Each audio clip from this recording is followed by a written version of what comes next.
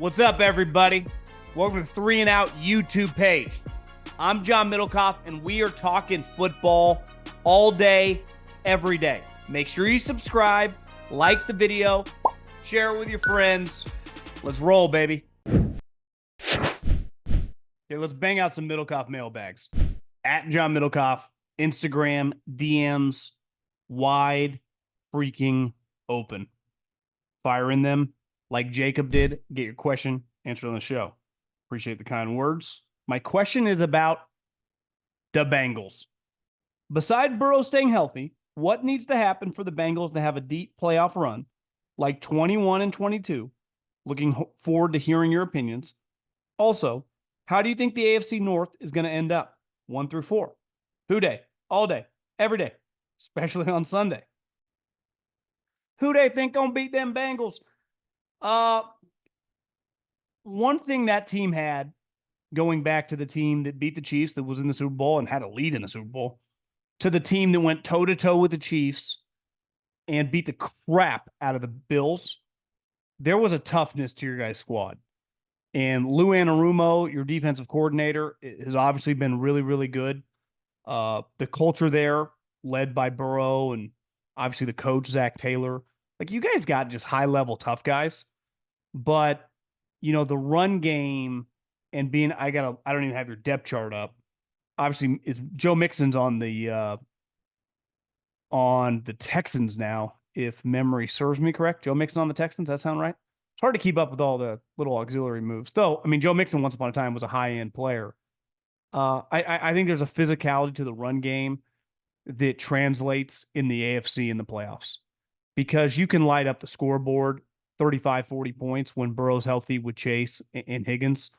But to me, running the ball and playing defense, now you play in arguably the most physical division. So like think about doing 1 through 4 in that division right now.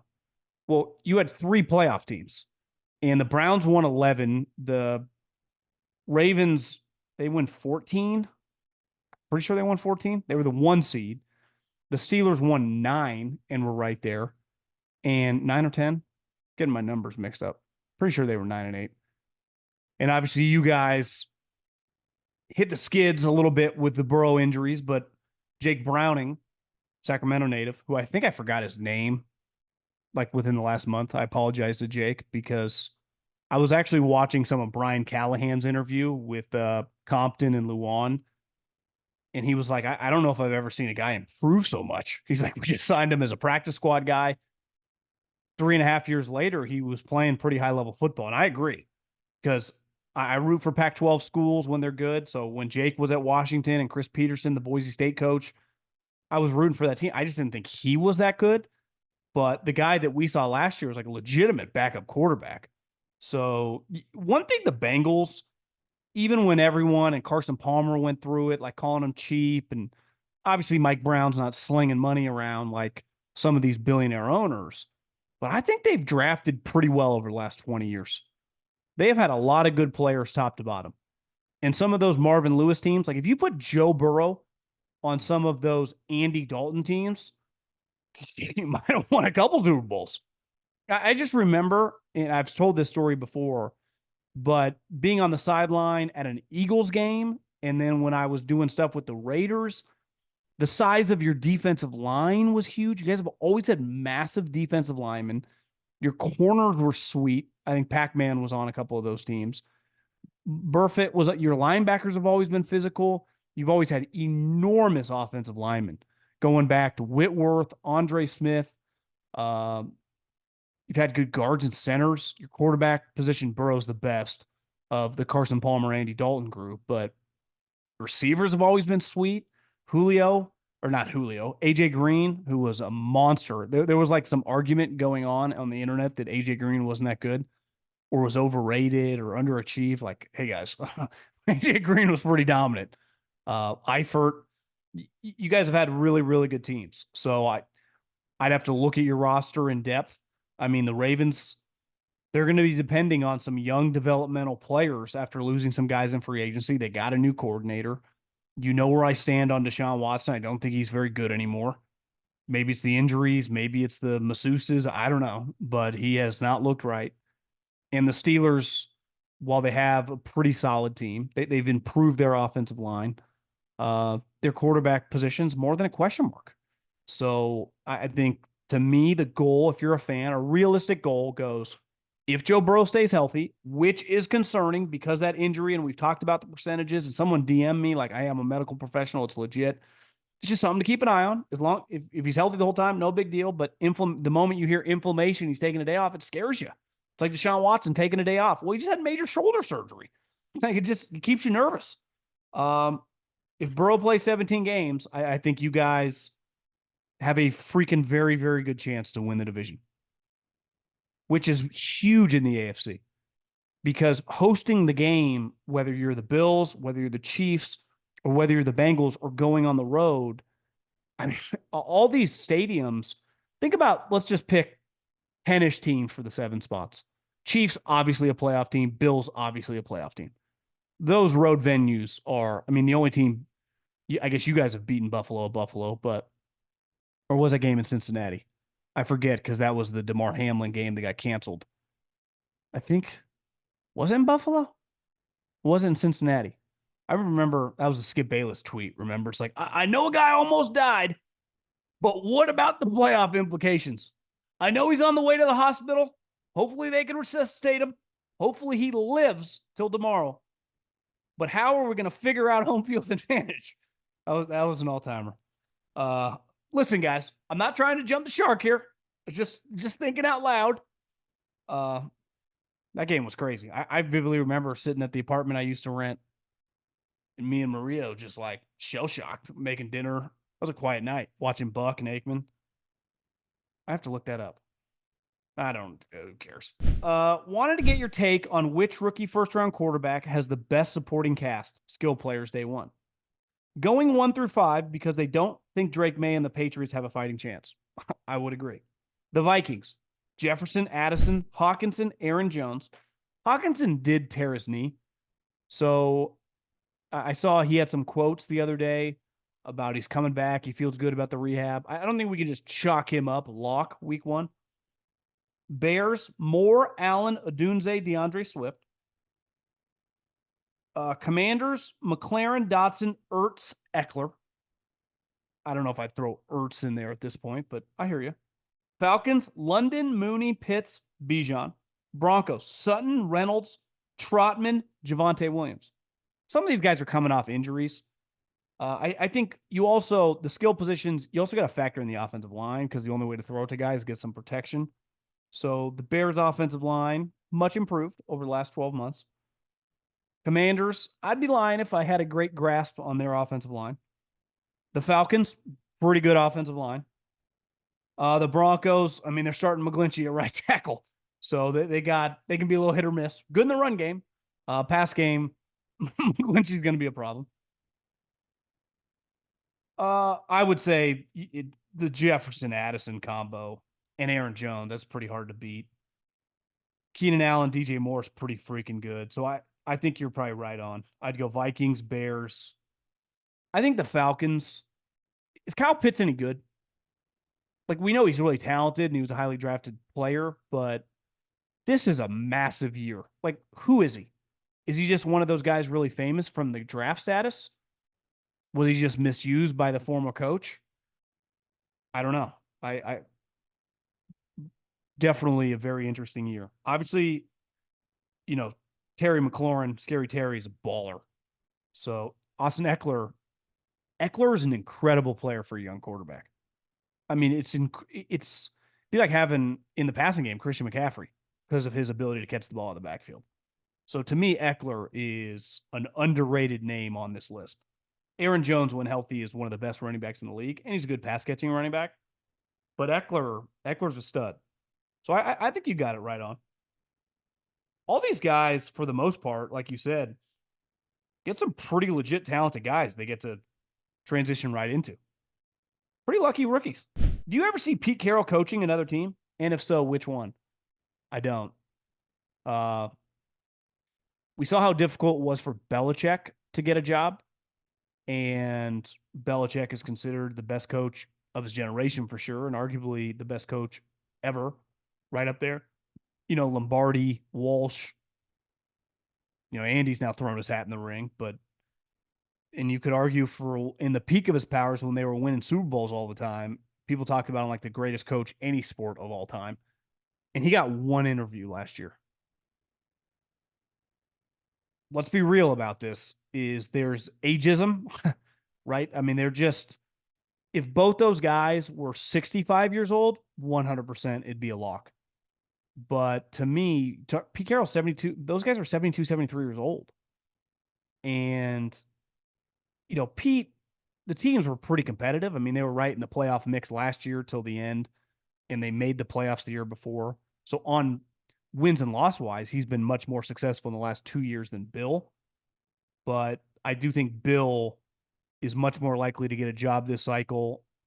I would never say never, but is someone going to hire Pete Carroll? He's not cheap either. So it's like I'm hiring a 73-year-old who is a defensive guy and his defenses stink. Say what you want about Bill. It's like, hey, you get Bill a solid quarterback, his defenses are going to be sweet. He's a defensive guy. He can handle the defense, and he can handle the operation of the team. Like, Pete can handle the operation of the team. He's great with players, but he's a defensive guy, and his defenses suck. Where you go, Bill, listen, we just got to be careful about him picking the players. If he can inherit a quarterback, we know he can make our defense good because he's the greatest defensive coach we've ever seen. Pete, in theory, is one of the greatest defensive coaches we've ever seen, but we've seen him in recent years, like, his defense sucks. I mean, terrible. So I think it's better for Bill. It's like, yeah, his quarterback sucks. Well, yeah, no shit. He lost Tom Brady, his own fault. And he chose Mac Jones, a backup. Like, okay, Pete actually figured out the quarterback position. What's up with his defense? Isn't he, one of the defensive masterminds in the history of football? So if I were to bet on it, I wouldn't put my life savings on it, but I would say Pete Carroll's never a head coach in the NFL again. I wouldn't put that at 100%. I would feel pretty good around 75, 80%. Depends on the coach market next year. Let's just look ahead. The coach market. Obviously, Belichick's out there. What if the Steelers were to win 8 games? Could Tomlin be out there? Mike Vrabel is out there. I think all those guys would get hired over Pete. Ben Johnson, you think eventually will be like, yeah, you know what? I'll take $14 million. It's cool playing with Jared Goff and making 3 or 4, but how about we 4X that? That is inevitable. One of the Shanahan McVay guys is going to have a big year. I would keep all eyes on Bobby Slowick, the offensive coordinator for the Texans, who's a Shanny guy. If they have another big year, he's 100% going to get a bunch of interviews. There's always a Kubiak O'Connell type out there. I'm not talking Gary. I'm talking his kids. One's with Kyle. The other just went to New Orleans. I mean, if New Orleans had a really good year offensively, 10, 11 wins. So it's just, you kind of get past. And I think age is working against him. Obviously, it works against Bill too, but to me, Bill's a better candidate because longer resume. We are this close to crowning an NBA champ. And with action heating up on the court, it's even hotter at DraftKings Sportsbook, an official sports betting partner of the NBA. There are only so many games left, and DraftKings Sportsbook has you covered with same-game parlays, live betting, odds boost, and so much more. Don't miss out, or you'll have to wait until the next NBA season to place your bets. It's super easy for first-timers to get started. Try betting on something simple, like picking a team to win. Go to DraftKings Sportsbook app, select your squad, and place your first bet. It's that simple. New to DraftKings? Listen up. New customers can get a no-sweat bet up to $1,500. Just deposit at least $5, and you'll get a bonus bet back equal to your first bet if it doesn't hit. Download the DraftKings Sportsbook app now and use the code JOHN. That's code JOHN for new customers to get a no-sweat bet up to $1,500 if your first bet doesn't hit. Only on DraftKings. The crown is yours. Longtime listener, first time DMer. What are your thoughts on what I believe will be eventually the eventual Tua extension? I hate the Dolphins, Bills fan, but I do see the dilemma the Dolphins are in. Tua is good enough to beat you, and he can consistently keep you in the playoff hunt and possibly win the division. I don't think you can say possibly right now because so far he is not. So I would say as of this time right now, he can't win the division because the other guy in the division is Josh Allen, your guy. However, there is a clear drop off late in the season. Totally agree. So he's can't win the division because of Josh Allen, and he doesn't play well in the cold. Well, you'd be like, well, we play in Miami. True, but let's pull up their old schedule right now.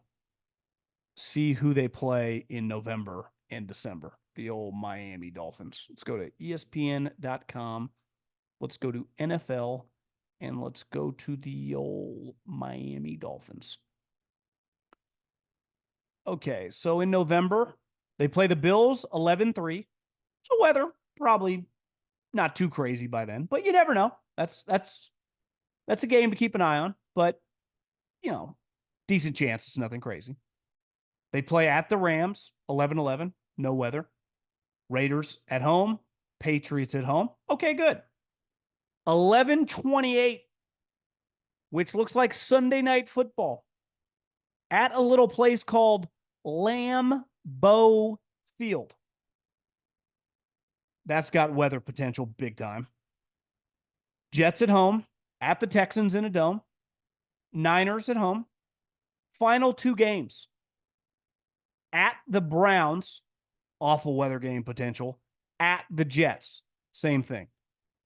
So he's got basically to end the season 3 of his last 6 games. Lambeau, Cleveland, New York. Said all along, let's just prove it. If he finally does it, wins the division, shuts me up, plays well in the cold, we can't say anything. How could you pay him $50 million without seeing another year? Are you just cool with paying $50 million to be a wild card every year and make the playoffs? Like John, 4 years ago, they paid Dak $40 million to do that. Yeah, he wins the division, though. So he's getting me division titles and home playoff games. If Tua was doing what Dak was doing, I would acknowledge, like, I get it. Like, I don't get it now. I can't say I get it because I do not get it if they're paying him. Shout out from Wyoming. Actually went there when I was scouting and really kind of enjoyed the town. Had an incredible steak dinner. I remember I asked one of the dudes on the football staff, what's your best steakhouse in Laramie, Wyoming, where the university is, where Josh Allen played? He wasn't there then. And they told me it was pretty empty because it was like a Monday night or maybe a Sunday night during the fall. I just remember eating an incredible meal at the bar. On Tuesday's pod, you talked about wide receiver 1 contracts starting to reach insane guaranteed numbers. Is there a world where we start to see more and more top-end wide receivers hit free agency due to their asking price? And to steal from Moneyball, as a response, we'll see more teams trying to recreate wide receiver 1 production in the cheap aggregate? Or as the Scotty Scheffler meme went, we can't duplicate Tiger individually, but we can take him down in the aggregate. Rory divorce, Scotty arrest. I'm telling you, that's where I think back to the Ayuk situation. Ayuk wants all this money.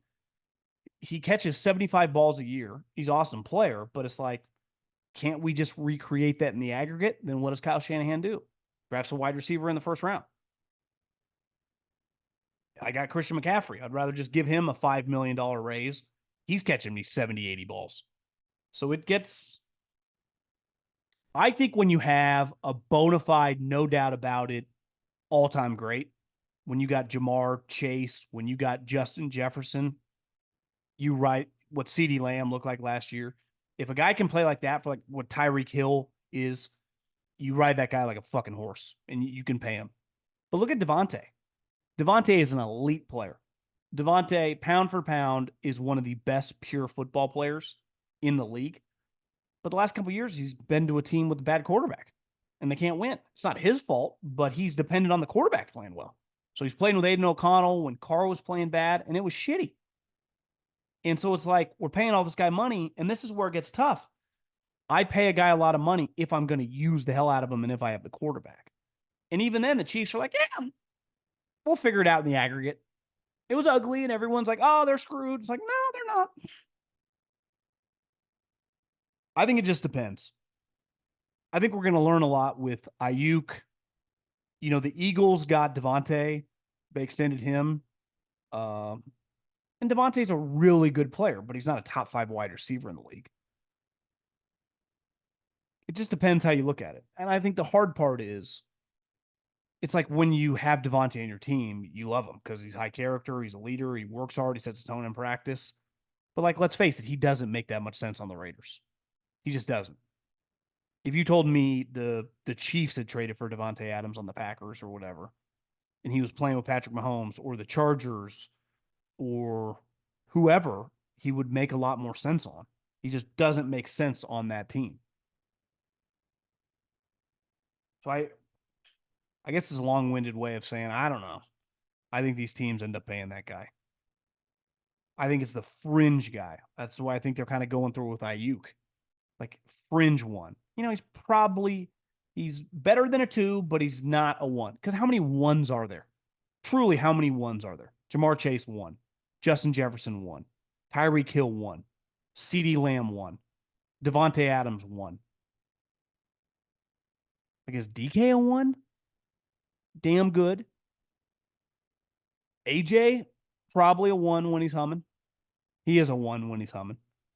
And he's on the back end of the 1s. Question for the mailbag. What are some things often not considered with regard to contract extension negotiations? I assume the relationship with the agent and his other clients has an impact. No, I mean, I think that's a bigger deal in some of these other sports. In the NFL, when you start talking with these contracts of good players, you're talking a lot of money. So I think it gets contentious because ultimately it's a business deal.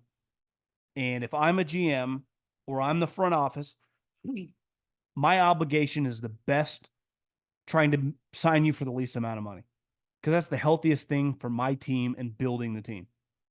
And if you're the agent, you have one goal. You don't give one shit about the salary cap unless you're Travis Kelce or Patrick Mahomes. You do everything humanly possible to get the most money possible. I remember hearing stories when I was in the NFL and Bill Polian and Tom Condon used to have it out over Peyton Manning's contracts. And Bill Polian, there's like a famous in his office where Bill Polian's like, Tom, how am I supposed to build the team? And Tom Condon's essentially like, I don't care. It's not my problem. That's your job. Like their job, if you're representing a player, you're trying to get them the most money possible because that's how you get paid. Right?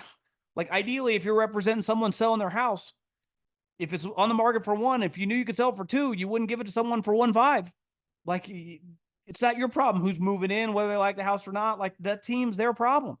Your job is to get the player paid. So I think it's a lot less who else is on the team. Even the relationship, like I know his relationship with agents is really good because he needs them. It's just he has to negotiate with them. So it's easier to be friends with them. But that friendship only goes so far when you start talking money, right? I don't care who but anyone listening who's worked with friends, worked with family, in theory, it sounds pretty easy. But in business, like when money comes up, it gets very emotional. It gets very contentious. Not everybody looks at money the same way. And when aggressive people with money, which most agents are, I think most of these conversations are pretty similar when a player has leverage, given he's a good player. When players, like if you're a free agent on the street and no one wants you and I'm trying to get you for a couple $1,000,000, it's a different story. But like these big deals, there's a lot of like, no fucking way. We're not signing that.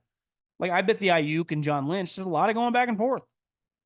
Then there's a difference of like, let's use Bosa last year in the Niners. They knew the number was going to be huge. Niners are just trying to get it as low as possible, but they know what this one is like. Oh, we kind of have a number, guys. We, based on your history, like 30 ain't an option. And I think there are certain level of players where you like kind of draw a line in the sand. Then there are guys like Mahomes or Josh Allen. Like, what's the negotiation really to be had once you kind of get in the ballpark?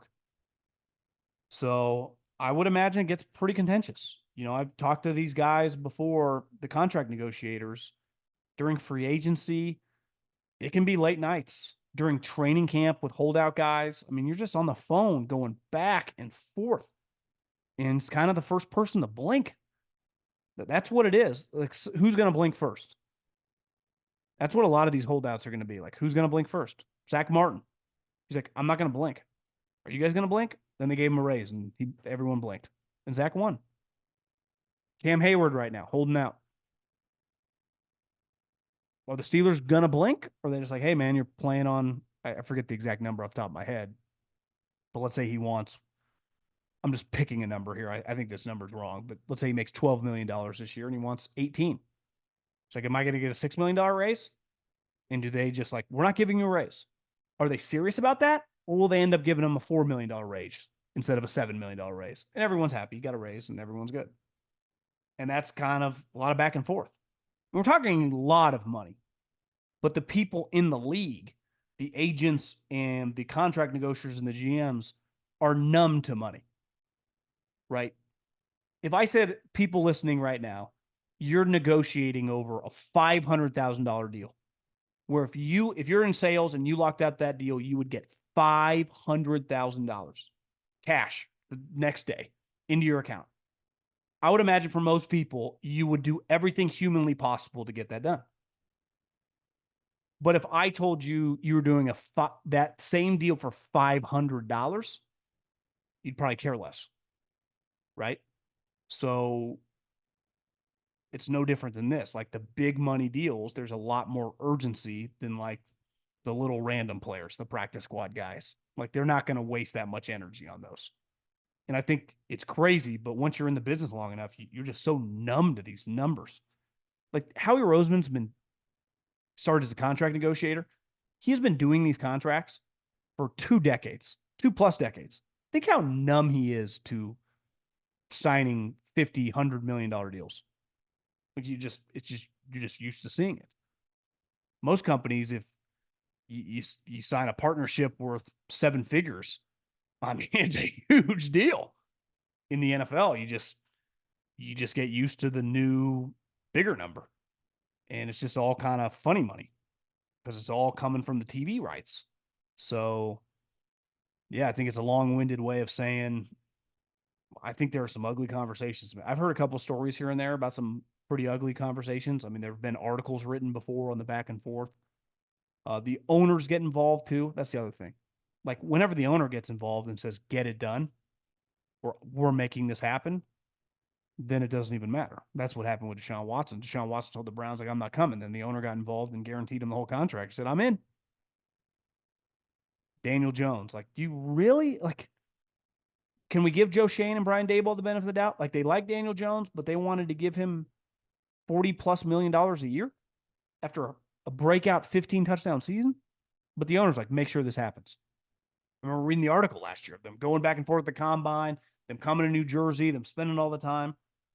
It's like, God, that's a lot of fucking work for Daniel Jones.